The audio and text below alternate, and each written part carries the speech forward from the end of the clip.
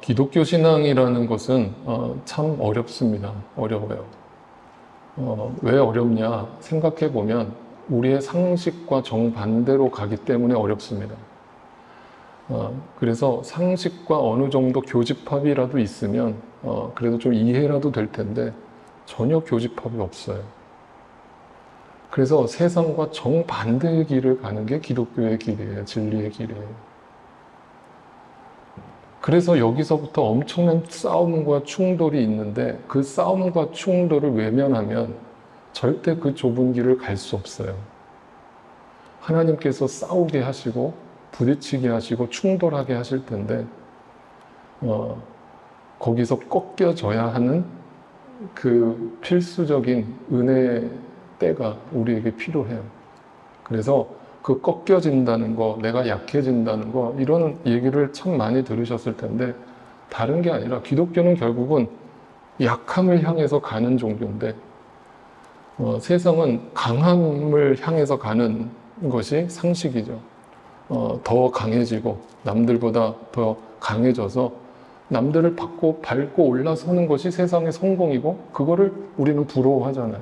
그래서 끊임없이 자기 개발하고 끊임없이 노력을 하잖아요. 근데 그거 자체를 뭐 죄라고 얘기하는 것은 절대 아니고 그 추구하는 목적지가 결국은 자기의예요. 네, 이 땅에서 나를 드러내고자 하는 거예요. 그래 놓고 가장 꼭대기에 올라서서 막 어려운 사람들 돕는 척을 해요. 막 도네이션하고 막 기부하고 하면서 신문에 대문짝만하게 나요. 어떤 부자가 몇십억을 기부했다. 참 오블리스 오블리제 참 귀하다. 우리도 저런 부자가 돼야 되는데 말도 안 되는 소리. 저는 그게 다 쇼라는 걸 알아요. 진짜 선함은요, 그렇게 드러내놓고 드러나지 않아요. 장담합니다. 신문에 기부한다는 기부천사? 쇼예요. 돈 자랑이에요. 저는 그렇게 봐요. 목사님 삐딱하게 보지 마세요. 그거 쉬운 거 아니에요? 아니에요. 돈으로 안 차기 때문에 명예를 얻고자 하는 거예요. 그런데 여러분, 기독교가 가는 것이 과연 그런 강함이냐는 거예요. 그런데 어떤 교회 가보면 목사님이 자녀들을 막 축복기도 하면서 우리 자녀들 다 아이비리그 가게 해주시고 다 세상에서 머리가 되게 하시고 세상에 다 지도자가 되게 하셔서 이 세상을 변화시키고 막 흥분해서 축복기도를 하는 걸 보면 저게 성경에 어디 있지? 언제 하나님이 저런 축복기도를 하셨지? 예수님이 이 땅에 오셔서 아이들을 놓고 저런 축복 기도를 한 번이라도 하신 적이 있나? 너희는 다 어린아이처럼 되라. 어린아이처럼 약해져라. 그 어린아이가 하나님 나라에 들어갈 수 있다. 어른인 척 하는 사람은 못 들어간다. 이렇게 말씀하셨지 어디 세상에 성공하라고 예수님이 설교하신 적이 있어요? 단 한 번이라도?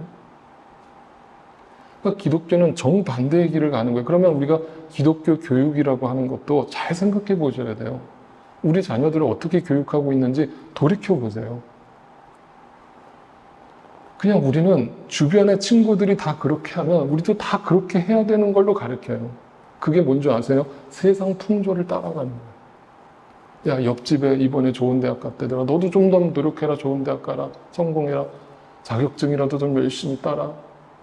이런 식으로 인생을 바라보기 시작하면 제가 늘 말씀드리잖아요. 그렇게 사시던 열심히 사시던 분들이 어느 정점에 가서 어느 때가 돼서 허무하다고요. 허무하다고요. 내가 뭘 위해서 이렇게 열심히 살았지? 그러면서 저를 찾아온다고요. 목사님, 허무해요. 제가 뭘 위해서 이렇게 열심히 뛰었죠? 그러면 그게 아니라는 것을 성경을 통해서 다시 한번 확인해야 될 거 아니에요. 그래서 지난주에 사도 바울이 이렇게 결론을 내리고 끝내지 않았습니까? 꼭 자랑을 해야 한다고 하면 나는 내 약점을 자랑하겠다. 이게 얼마나 세상과 반대되는 얘기예요. 약육강식에 지배하는 이 세상 속에서 약점을 드러내면 돼요, 안 돼요? 드러내면 돼요, 안 돼요? 안 돼요. 약점을 허투루 드러냈다가 만만하게 보잖아요. 내 약점을 세상은 공격하고 들어오잖아요. 그걸 자기 성공의 발판으로 삼잖아요. 근데 사도 바울은 정반대의 얘기를 해요. 여러분, 저도 그렇게 살았었어요. 예전에 예수 만나기 전에. 근데요, 예수님 만나고 나서요, 저는 약점을 자랑합니다. 내 부족함과 내 실수를 드러내는 것이 부끄럽지가 않아요. 나는 개망나니처럼 살았던 사람입니다. 근데 내가 예수 만나고 이렇게 달라졌어요 라면서 그걸 막 자랑하게 돼. 그게 어떻게 자랑거리예요? 부끄러움이지. 근데 그걸 자랑해. 괜찮아요. 나 이런 인간이라고 다 노출해도 괜찮아요. 그걸 포장하기 위해서 더 이상 살지 않아요. 거기다 힘 쓰지 않아요. 거기다 돈 쓰지 않아요. 이걸 풀어놓고 나면 거기서부터 진짜 교제가 이루어져요. 하나님과의 교제도 그렇게 이루어지고요. 성도 간의 교제도 그렇게 이루어져요. 근데 오늘날 교제에 세상 사람들보다 더 가까워지지 못하는 이유는 뭔가 포장하고 있기 때문에 아닌 척하는 거거든요. 깨끗한 척하는 거거든요. 믿음 좋은 척하는 거거든요. 아니에요. 그 약함 있는 모습 그대로 어린아이와 같은 모습으로 나와서 투덜투덜 나와서 하나님, 저 또 망했네요. 하나님, 제가 이거밖에 안 돼요. 왜 인생은 맨날 이 모양 옷걸로 사는 걸까요? 왜 저라는 존재는 변화가 안 일어날까요? 하나님, 이거를 부끄러움 없이 노출하는 거예요. 그럴 때 하나님이 그래, 내가 너를 알아. 그리고 내가 너를 붙들어 줄 거야. 내가 너와 함께 할 거야. 그리고 내가 너를 진짜 강한 것이 무엇인지로 그 길로 인도할 거야. 라면서 우리를 이끌어 가시는 거예요. 그래서 사도 바울이 이렇게 또 얘기를 했어요. 고린도전서 1장 27절에 보면 이런 얘기를 해요. 하나님께서는 지혜 있는 자들을 부끄럽게 하시려고 세상의 어리석은 것들을 택하셨으며 강한 것들을 부끄럽게 하시려고 세상의 약한 것들을 택하셨다. 그럼 우리는 어느 쪽인 거예요? 교회 안에 들어와 있다는 것은 우리가 안 믿는 자들보다 더 잘났고 더 뭔가 내세울 만한 게 많고 더 저들보다 강하기 때문에 여기에 우리를 먼저 불러주신 거예요? 아니에요. 저들보다 더 약한 존재들이기 때문에. 그래서 여러분, 교회 안에서 혹여라도 어떤 타이틀에 너무 현혹당하지 마세요. 목사라는 타이틀, 장로라는 타이틀, 권사라는 타이틀, 집사라는 타이틀. 그러면서 어떤 분들이 저한테 달려와서 목사님, 장로님이 어떻게 저런 얘기를 우리 교회 얘기하시는 거 아니에요? 오해하시면 아니, 집사님이 어떻게 저런 말을 해요? 아니, 목사님이 어떻게 저런 말을 해요? 어떻게 저런 행동을 하면서 막 거기에 막 빠져가지고 막 흥분하는 분들이 있어요. 저는 그때 그렇게 얘기해요. 왜 안 그래요? 왜 목사는 사람이 아니에요? 장로는 사람이 아니에요? 왜 연약한 모습이 안 나와요? 그러면 그게 실수로라도 삐져나오면 그러려니 하고 넘어가면 되잖아요. 저 사람도 연약한 인간이구나.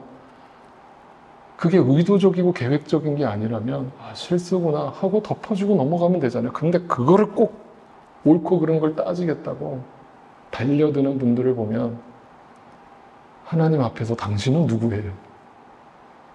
당신은 어떤 존재예요? 라는 질문을 반문할 수밖에 없어요. 사도 바울은 분명히 얘기해요. 교회 안에 있는 우리는 자랑할 것이 없고 내세울 것이 없고 세상 사람들 비판하고 손가락질할 자격이 없고 하나님, 우리는 더 연약한 자들을 불러주셨다. 그래서 이제 제가 지난번에도 얘기했지만 도대체 성경을 보다 보면 이해가 안 가는 게 있어요. 제가 옆에서 요즘도 유대인들 이렇게 하는 짓을 보면 완전히 진짜 다 거짓말쟁이들 같고 다 그냥 자기 욕망을 쫓아서 막 돈 자랑하면서 사는 유대인들 얼마나 많아요. 그래 놓고 안식일 지키겠다고 빵모자 쓰고 그러고 있는 걸 보면 막 화가 나잖아요. 저 위선자들, 저 종교인들 막 욕하잖아요. 근데 놀라지 마요. 놀라지 마세요. 성경에 이렇게 적혀 있어요. 왜 하나님이 유대인들을 택하셨대요? 그들이 뭔가 뛰어나서? 머리가 좋아서? 신명기 말씀에 나와 있잖아요. 주님께서 유대인들을 사랑하시고 택하신 것은 당신들이 다른 민족들보다 수가 더 많아서가 아니고 오히려 당신들은 모든 민족 가운데 수가 가장 적은 민족. 이게 무슨 말이냐면 가장 보잘것없는 민족, 가장 연약한 민족, 내세울 게 없는 사람들, 그게 유대인들이었어요.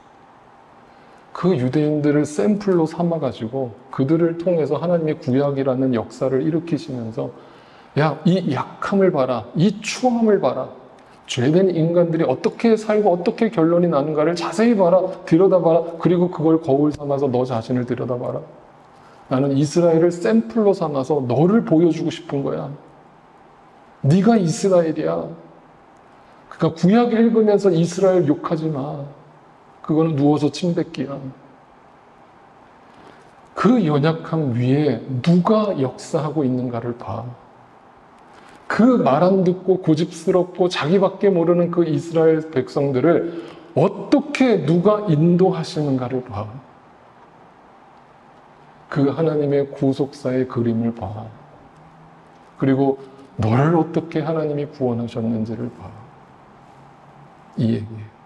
그래서 고린도전서 1장에 보면 사도 바울이 그 이유를 이렇게 설명했어요. 하나님은 어떤 분이시다? 하나님의 어리석음이 사람의 지혜보다 더 지혜롭고 하나님의 약함이 사람의 강함보다 더 강한. 그래서 하나님의 강함이 온전히 드러나시려면 어떻게 해야 되냐면 인간의 연약함이 바탕이 되어야 하는 거예요. 그러니까 그거를 나를 포장할 생각 전혀 하지 마시고 있는 모습 그대로 나오세요. 그럴 때 하나님의 강하신 역사를 보기 시작해요. 그러면 여러분 잘 보세요. 이 말은 어떻게 해석되냐면 오늘도 여러분의 삶 가운데 하나님의 역사를 보는 시선이 어떤 시선인 줄 아세요? 내가 아무것도 안 할 때. 잘 생각해 보세요. 그럴 때 하나님이 역사하세요. 그리고 그걸 하나님의 역사로 인식하는 사람이 믿음의 사람이에요. 그런데 어떤 사람들은 오늘날 어떻게 하냐면 자기가 할 거 다 해요. 인간적으로 자기 방법 다 동원해서 자기가 다 그 문제를 다 풀어놔요. 그래 놓고 결과가 좋으면 하나님이 하셨대요.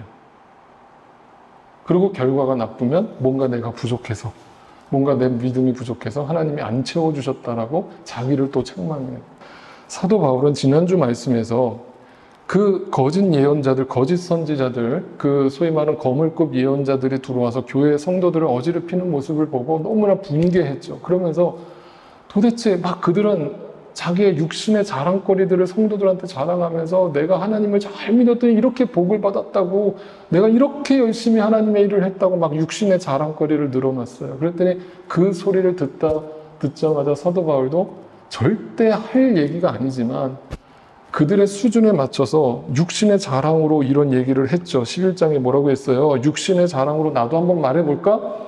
라면서 뭐라고 했어요? 나도 히브리 사람이고 나도 이스라엘 사람이고 나도 아브라함의 후손이고 나도 그리스도의 일꾼이고. 마치 어린애들이 서로 너 잘났다 나 잘났다 장난하는 수준에서 육신의 자랑거리로 쫙 얘기를 했어요. 내가 자랑하려면 1시간도 부족한 사람이야 라면서 사도 바울이 쫙 자랑거리를 늘어놨어요. 그런데 오늘 본문에서 12장에 와서 그 유명한 이야기가 나오는데 그 앞부분에 뭘 또 얘기하냐면 난 육신의 자랑거리만 있는 게 아니라 영적으로도 내가 자랑할 게 많아 라면서 뭐라고 하냐면 그 당시 고린도 교회 안에 있던 거짓 예언자들이 뭘 자랑했냐면 신비적인 걸 자랑했어. 내가 하나님 앞에 놀라운 계시를 받았고 놀라운 능력을 받았고 그래서 막 내가 한번 기도하면 병자가 벌떡 일어서고 이런 걸 거물급 예언자들이 막 자랑했단 말이에요. 그러니까 사도 바울도 그걸 얘기합니다. 뭐라고 얘기합니까? 그러면 영적인 자랑도 한번 내가 얘기해 볼까? 라면서 오늘 12장 1절이 이렇게 시작돼요. 나는 그리스도를 믿는 사람 하나를 알고 있습니다. 이거는 제3자를 얘기하는 것처럼 들리지만 자기 자신을 얘기하는 거예요. 나는 14년 전에 셋째 하늘에 이끌려 올라갔어요. 성경을 모르시는 분들은 셋째 하늘이 도대체 뭐야? 하늘이 몇 개가 있는 거야? 라고 생각할 수 있지만 당시 유대인들의 이 세계관 속에서는 하늘은 3개로 나눠져 있었어요. 첫 번째 하늘은 뭐예요? 이 구름 위의 하늘, 대기권이에요, 대기권. 그리고 두 번째 하늘을, 저 대기권 바깥의 하늘을, 우주를 얘기하는, 우주를 두 번째 하늘. 그리고 세 번째 하늘을 뭐예요? 그걸 천국이라고 생각했던 거예요. 그래서 셋째 하늘에 올라갔다. 그러면 뭐예요? 천국 갔다 왔다, 이거. 그러면 14년 전이잖아요. 그러면 이 고린도 전후서가 쓰여진 시기가 AD 60년에서 65년경이니까 약 50년 전, 45년 전, AD 45년 전에 사도 바울이 천국을 갔다 왔다는 얘기예요. 언제라고 했어요? 제가 그때 사도행전 강의할 때. 네. 사도 바울이 죽을 뻔했던 적이 있었죠. 언제요? 돌에 맞아가지고, 네, 질질질 끌려가지고 성 밖에다가 내던져진 적이 있었죠. 그러면 실제로 기절한 것을 죽은 줄 알고 그냥 실수로 갖다 버린 게 아니고 실제로 죽었다고 생각한 거야. 야, 이거 죽었네. 야, 됐다. 그만 던져라. 해놓고 시신을 그냥 성 밖에다가 질질 끌고 던져버린 거예요. 근데 비겁하게 도망쳤던 사도 바울의 제자들이 숨어 있다가 이제 자기 스승이 질질 끌어가는 걸 보고서 성 밖으로 졸졸졸 따라 나와서 그 시신 주변에 둘러싸가지고 하나님 앞에 기도해. 하나님. 그런데 갑자기 사도 바울이 그때 눈을 떠요. 그러면서 만신창이가 된 모습으로 다시 성 안으로 들어가서 복음을 전해요. 그때 이제 사도 바울이 삼층천에 갔다 왔다라고 우리 많은 학자들은 이제 그렇게 예상을 하는 겁니다. 이제 정확하게 사도 바울이 밝히지 않았어요. 자, 이거 놀라운 기적이에요, 아니에요? 놀라운 기적. 그럼 오늘날도 어떤 목사님들 천국 갔다 왔다는 분들 계셔요, 안 계셔요? 지옥 갔다 왔다는 분들도 계시고 해서 막 그거 간증해요, 안 해요? 자, 여러분 잘 분별하세요. 과연 그게 성경적인지를 제가 지금부터 말씀드려요. 사도 바울은 천국을 봤어요. 하나님을 직접 봤어요. 놀라운 기적 아닙니까? 놀라운 계시 아닙니까? 그런데 사도 바울이 이렇게 얘기를 합니다. 내가 자랑하려 하더라도 진실을 말할 터이므로 어리석은 사람이 되지 않을 것입니다. 내가 지금부터 하는 얘기는 진실입니다. 거짓 1도 보태지 않았습니다. 그러나 자랑은 삼가겠습니다. 자, 천국을 갔다 왔다는 사람이 성도님들 모이세요. 내가 천국을 봤습니다. 천국은요 이렇게 생겼고요. 내가 예수님을 직접 봤는데 예수님이 이렇게 생겼고요. 라고 간증을 하면 막 그 고린도 교회뿐만 아니라 얼마나 많은 불신자들이 구름대처럼 몰려들겠어요. 근데 사도 바울이 이렇게 얘기해요. 자랑하지 않겠습니다. 그것은 사람들이 내게서 보거나 들은 것 이상으로 나를 평가하지 않게 하려는 것입니다. 잘 보세요. 사도 바울은 정말 하나님의 뜻이 무엇인지를 아는 사람인 게 뭐냐면 사람들이 어떻게 반응할까를, 인간이란 누구인가를 정확하게 알고 있는 거예요. 인간은요, 어떤 사람이, 저도 지금 예수님에 대해서 얘기하잖아요. 하나님에 대해서 얘기하잖아요. 이런 얘기까지 해야 되나? 제가 전도사 때 아주 옛날 얘기입니다. 여러분 그냥 흘려들으세요. 전도사 때 말씀을 전하면 인기가 있었을까요? 없었을까요? 네, 참 재수없는 얘기지만 인기가 있었대요. 아이고 전도사님 너무 멋있어요. 좋아요. 근데 그게 무슨 제가 잘나서 그런 게 아니고 이 자리에 서면 주목받는 자리잖아요. 그러면 그렇게 좋게 보이는 거예요. 그렇잖아요. 사람의 시선이 다 똑같아요. 그래서 연예인들을 흠모하잖아요. 연예인들을 보면서 아이돌이라고 하잖아요. 그 연예인들을 보면 그냥 완벽할 것 같고 이 사람들은 그냥 깨끗할 것 같고 그러다가 가끔 뉴스에서 충격적인 뉴스를 보면 내가 이 사람한테 속았네. 이런 사람이어서 그러잖아요. 그러니까 이 자리에 서면 사람을 뭔가 이렇게 후광을 보는 거예요. 후광을 보면서 저 사람 대단한 사람인 것처럼 포장이 되는 거예요. 그러니까 사도 바울은 그걸 정확하게 알고 있었어요. 그러니까 거기서 내가 천국을 봤다라는 얘기를 하면 그 말만 들어야 되는데 그 말만 안 듣고 야, 사도 바울 대단하지 않아? 능력의 종 아니야? 야, 우리가 이런 종을 모시고 있다? 우리가 이런 교회를 다닌다? 이런 헛소리가 나올까 봐 사도 바울은 너무나 인간을 잘 알고 있기 때문에 뭐라고 얘기해요? 내가 받은 엄청난 계시들 때문에 사람들이 나를 과대평가할까. 여러분, 저도 그냥 여러분과 성정이 똑같은 사람일 뿐이에요. 아무것도 아니에요. 저를 주목하지 마세요. 제 뒤에 계신 예수님을 보셔야죠. 하나님을 보셔야죠. 왜 목사를 봐요? 왜 목사의 능력을 봐요? 그게 목사에게서 나온 게 아닌데. 그러니까 사이비 이단을 분별하는 기준이 명확해요, 아니에요? 명확하죠. 사이비 이단은 성경을 갖고 얘기해요. 얼마나 성경을 주옥같이 풀어내는지 몰라요. 들어보세요. 얼마나, 야, 이렇게 이런 성경을 풀어주는 사람이 있었나 싶을 정도로 기가 막히게 성경을 풀어요. 근데 끝에 가서 뭐가 나와요? 교주가 나와요. 그러니까 내가 이런 놀라운 말씀을 전하는 나를 잘 섬겨. 이게 이단 사이비. 아시겠어요? 그러니까 정통교회라고 하는 교회도 결과적으로 그 끝에 가서 목사가 보이면 그 교회는 가짜예요. 가짜예요. 목사를 섬겨라. 성경 어디에도 없어요. 목사 섬기지 마세요. 이웃을 섬기세요. 약자를 섬기세요. 그런데 사도 바울이 이 엄청난 계시를 받았음에도 분명하게 얘기합니다.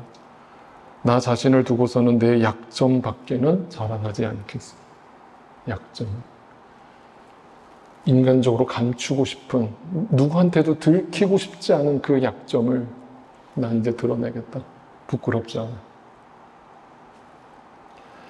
우리가 오늘 예배 전에 찬양했던 여러분이 너무나 좋아하고 좋아하는, 잘하는 찬양이 약할 때 강함 되시네라는 그런 찬양이 있어요. 이 찬양을 수십 년 동안 얼마나 많이 불렀습니까? 근데 이 찬양을 누가 지었는지는 알고 계세요? 알고 부르세요? 네. 이 찬양을 부르신 분이 데니스 저니건이라고 하는 분이신데, 이분이에요. 이제는 나이가 많이 드셨는데, 이분이 이제 젊으셨을 때 이 노래를 불렀거든요. 지으셨거든요. 근데 이분이 아주 파란만장한 인생을 사신 분인데, 5살 때부터 자기 아버지가 알코올 중독자예요. 근데 자기 아버지가 술만 먹고 들어오면 자기를 성폭행하는 거예요. 그렇게 15살 때까지 성폭행을 매일 밤 당하면서 자랐어요.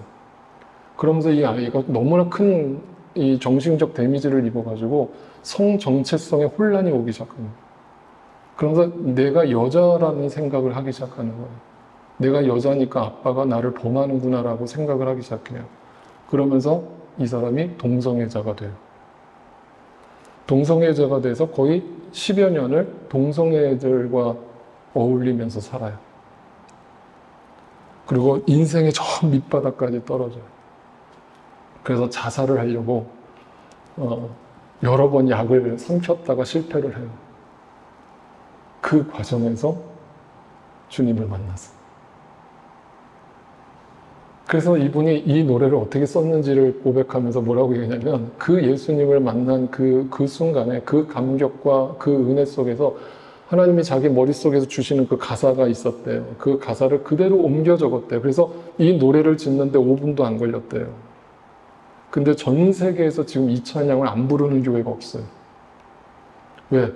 성경적인, 너무나 성경적인 그 핵심을 잘 찝어내고 그 전곡을 찔러내고 있는 가사가 너무나 성경적이기 때문에 그래요. 그 가사를 영어 가사로 그대로 직역해서 제가 설명드릴게요.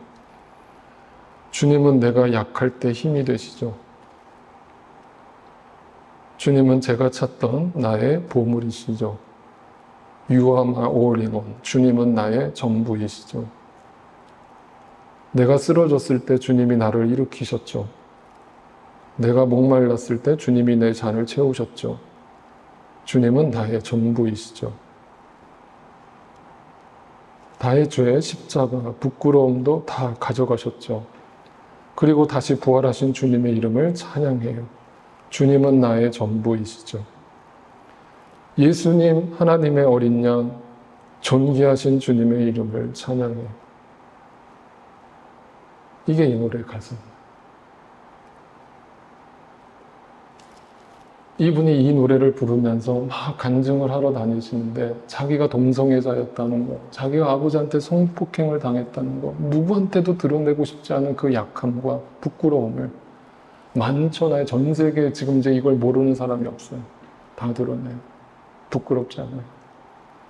그 가운데 내가 만난 예수님을 찬양해요. 그러면서 그 약함을 주신 그 하나님을 어떻게 이해를 하느냐? 사도 바울은 오늘 그 약함을 이렇게 얘기합니다. 그 약함을 바꾸려 하지 않게 되었다는 거죠. 그게 내 몸에 가시를 주셨다는 거예요. 더 이상 그 약함에 집중하지 않고 그 약함을 바꾸려 하지 않고 그 약함을 버리지 않고 그 약함 때문에 신경질 나지 않고 스트레스 받지 않고 짜증나지 않고 화나지 않아요. 그냥 나의 약점을 있는 모습 그대로 주님 앞에 가지고 나가요. 그걸 위해서 하나님 앞에 고쳐달라고 3번씩이나 기도했대요. 제가 여러 번 말씀드렸죠. 이 3번 기도했다는 게 1번, 2번, 3번 기도했다는 뜻이 아니라 그랬죠. 성경에서 3번이라는 것은 정말 죽을 둥 살 둥 3번씩 하나님 앞에 가는 거였던 하나님, 제발 이 가시 좀 빼주세요. 이 약점 좀 고쳐주세요. 내가 요것만, 내 삶에서 요것만 해결되면 나 정말 행복할 것 같거든요. 하나님 요 문제만 해결해 주세요. 그거를 죽을 둥 살 둥 매달렸대요. 근데 돌아온 대답은 내 은혜가 내게 족하다. 잘 보세요. 그러면 여기서 놀라운 비밀이 밝혀져요. 사도 바울이 보고 있는 하나님이 어떤 분이시냐? 약할 때 강함이 되시는 하나님이신데 그 약할 때 강함이 되시는 하나님은 어떤 분이시냐? 내 약함을 있는 모습 그대로 놔두시고 그걸 통해서 나를 겸손하게 하시고 그걸 통해서 나를 만나주시고 그것 때문에 내가 하나님을 찾게 하셔서 그 약함을 그냥 보존하신다. 그리고 하나님을 드러내신다. 내가 이 약함마저 나에게 없다라고 생각했다면, 부족함이 없다고 생각했다면 과연 나라는 인간이 하나님을 찾을까? 내가 하나님 앞에 엎드릴까?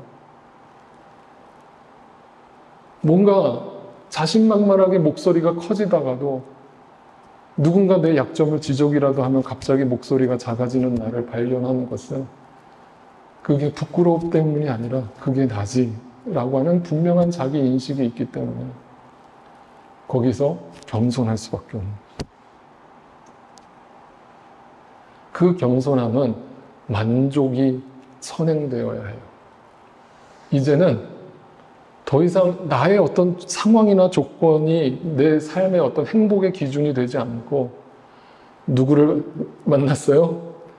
질그릇에 보배를 가졌다라고 하는 그 시선을 가지고 살기 때문에 예수 그리스도 때문에 자족하고 만족하는 거예요. 진짜예요, 여러분? 진짜예요? 예수님 때문에 만족하세요?